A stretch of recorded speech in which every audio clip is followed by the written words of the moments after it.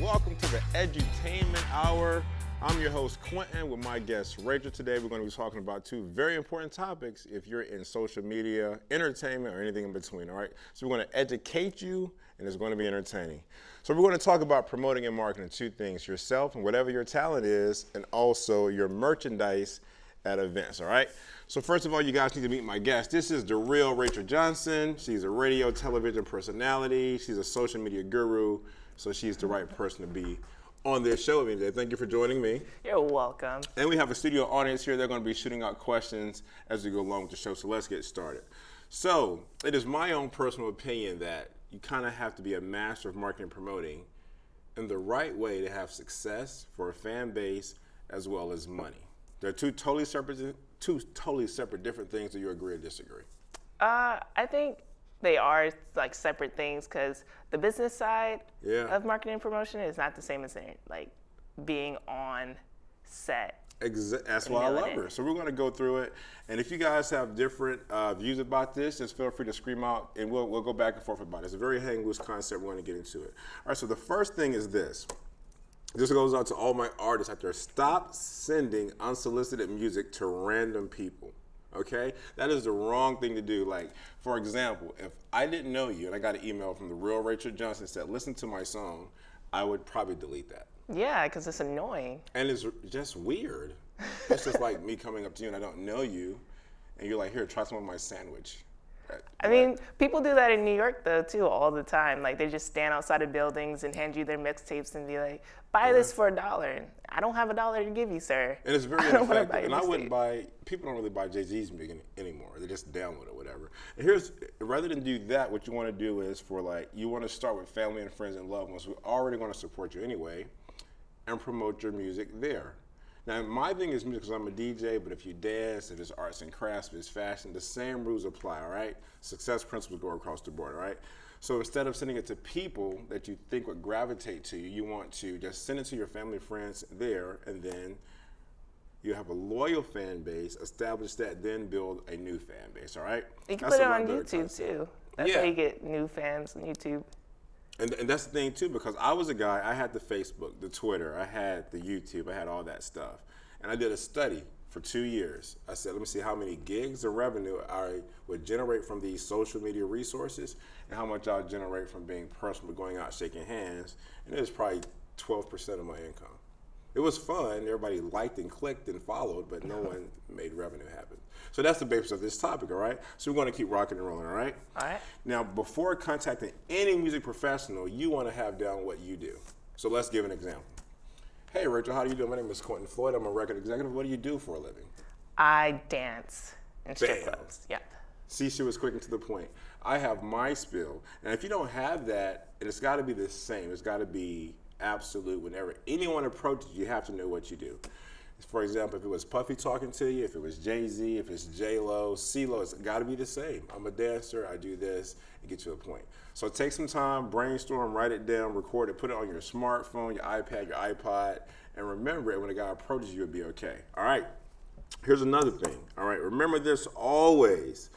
Connect and relate to your fan base. Now, you can invite me to an album release party, a performance and a show, and I may come. And I'm in the industry hardcore, but if you invite me to a charity event where you're giving back to kids, you're doing stuff for churches, you're doing stuff for the homeless people, I guarantee I'll be there. Yeah. Now, when you do those events, what it's going to do is going to give you a new fan base. They're going to say, oh, who is this girl? Rachel Johnson. And they're going to know you for working for the community. And the next time you have a dance recital, the people who came to the charity event will come to the event they have to buy tickets for. Oh, that's really smart. Very smart. I never thought about that. Or you could put a new picture on Facebook. Or a new picture, yeah, that works. Yeah, Always. I'm just a guy I like to go out and shake hands, all right?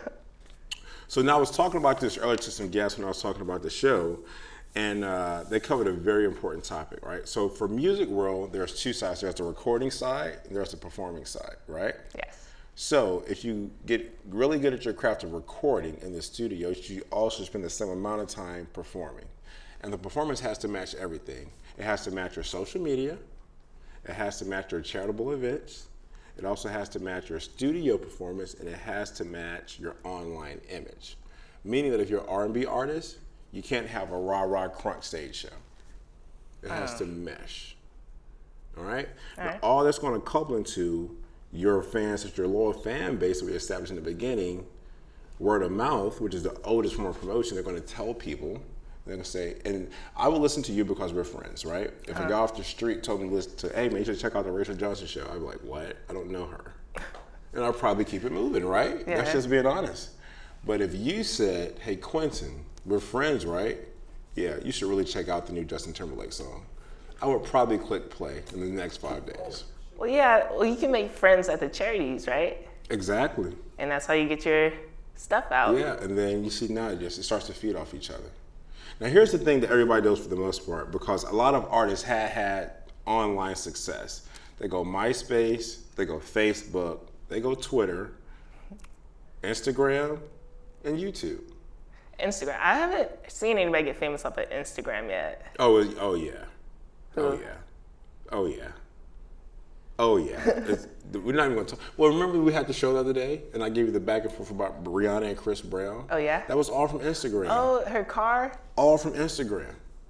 So there's a way to get famous there too. But here's the thing. So at the same time you're generating your following and your fan base and your likes and your customers, you have to ask yourself a question, because to be in this industry, it takes money. That's the whole point of this show, okay? Am I creating revenue this month? The answer is probably going to be no, unless you have a lot of YouTube views, and that's a small check. So another reason why I got into the DJ portion of it is the one position in entertainment that I know people will pay you more quickly than if I was a singer, dancer, performer. What's that? DJ, wedding DJ, bar mitzvah DJ, club DJ, tour DJ, they're going to pay you. Production DJ, editing DJ. You have a lot of different ways to make income. So that's why I do that. Then after that, you can spend time online, which I spend very little, or you can go face to face. You schedule an appointment, say hello, Prince George's Community College. I'd love to meet with the Student Life Organization about doing some professional DJing for the school for upcoming events. When you meet with them, you gotta be professional. You gotta have your 30-second spill. You gotta have examples of your work. You have to ensure them that you're gonna do professional work.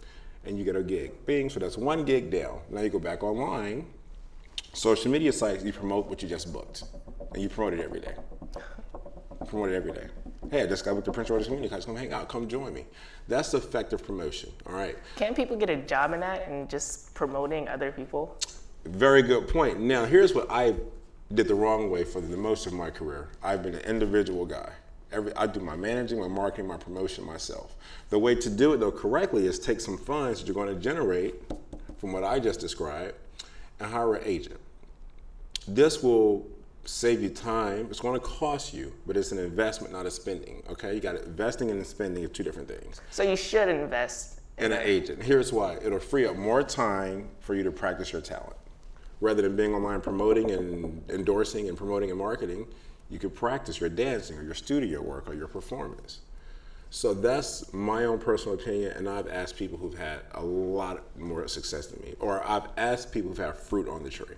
I don't just ask guys because they're my friends. You have to be either successful as me or more successful for me to take your music advice. Yeah. 100%. That's understandable. Yes. So now we got the event, Prince George's Community College, Real Rachel Johnson and Floyd the DJ, we're doing an event. All right, so here we go. So how do you promote at the event? It's a little bit different.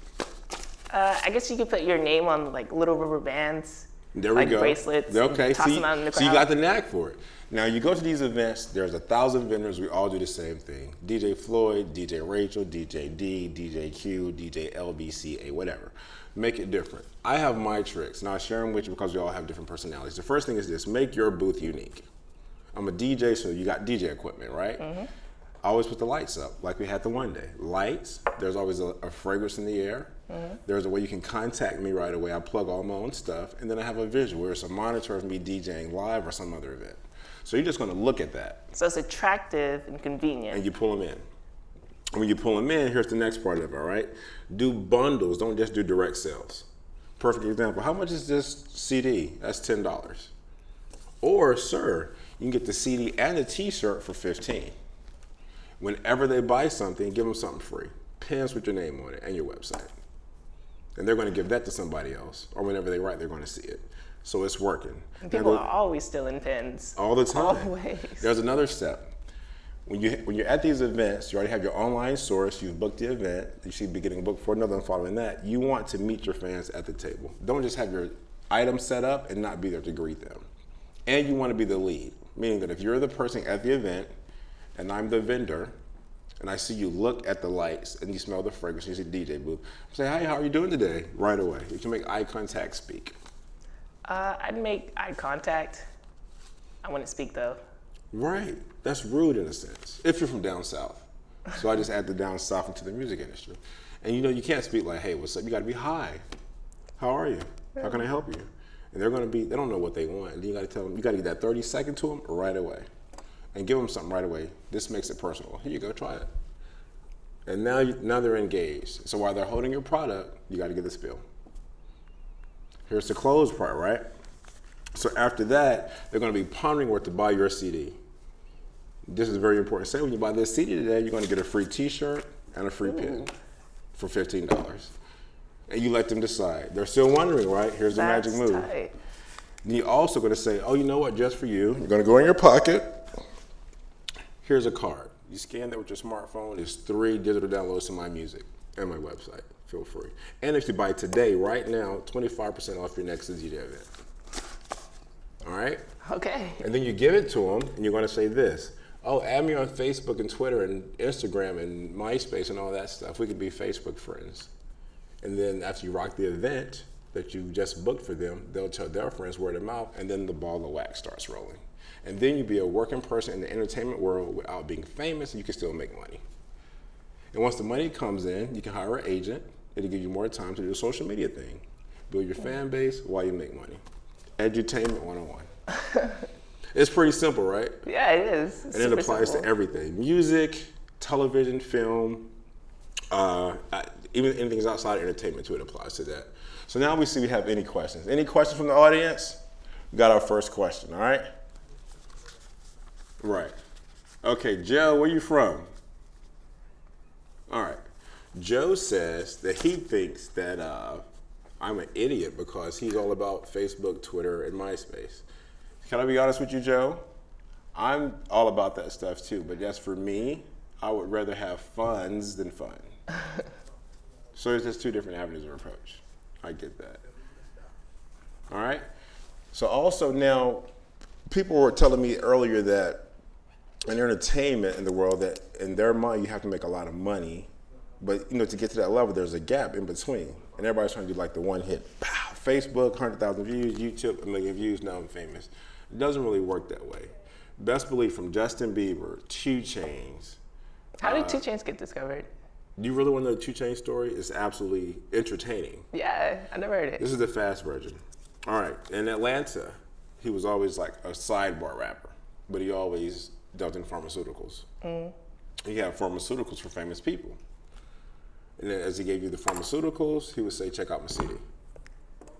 He had money. He started paying people to be featured on their stuff. That's why he's kind of the sucky rapper. Yeah, well, yeah, I'm not going to say he sucks because he's really popular. He's gotten better. Yeah. And the thing about him, everyone in Atlanta and the surrounding areas knew him for having great pharmaceuticals. That's cool. I never knew that. Yeah. And so he's always had money, guy. And then before he got into the music industry part, he started a real estate business. He would buy and sell houses, buy and sell houses, buy and sell houses. Went legit. 2 Chainz is really smart. He's smarter than I thought he was. Invested his money back. Oh yeah, a lot of people practice this. He is a businessman. Yeah. And then most times when you hit that level of success, you're not managing your Facebook, your Twitter, and all that stuff. You have a team, a promo team. So, you start here and you end up there and this kind of cuts itself out in the middle. Like Jay-Z he probably never touches his Twitter, but he has people for that. Exactly, people for that. And that's it too. Oh, also very important too, you have to look the part 24/7. You know what I mean? Like I can't come up to a guy looking like I look now and say I'm a professional athlete.